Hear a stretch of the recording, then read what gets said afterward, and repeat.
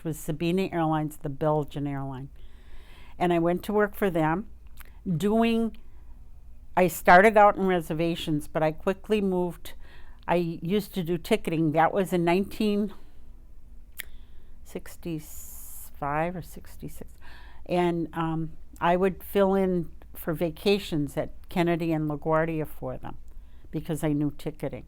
And then I trained the girls in the various computers, TWA's computer, United Airlines, American Airlines, Air France's computer, and our computer that we had. So there were 5 different computers.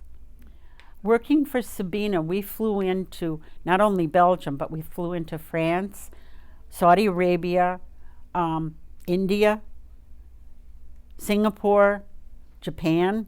So yes, there were problems.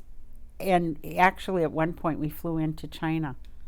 Oh, that's not good because they were a communist country too. Well, so was Russia. We flew into Russia, St. Petersburg and Moscow. Yeah.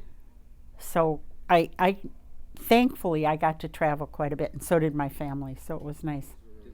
Well, when I started with Northwest, we had a great big computer, and you would have a slide, and you'd slide it in, slam it in, so that you could get, and it was updated like every quarter of an hour to give you the arrival time and departure times of the planes from both Kennedy and LaGuardia.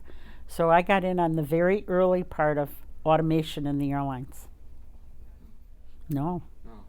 The original ones, no. You had a screen, and it was a magnifying screen, and you would read what was on there as you slammed this piece of glass into it. You had to be careful that you didn't slam it too hard because it would break. Yeah, that makes sense. And they had sandwiched in between these 2 pieces of glass, paper that had the arrival and departure times of the flights. God.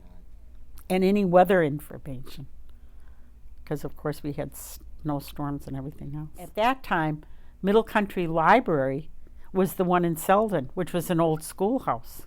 This wasn't here. And then when they built this library, I moved up to Boston for 15 years, and while I was gone, they added on and modernized this library. And now it's 3 times the size of what it originally was.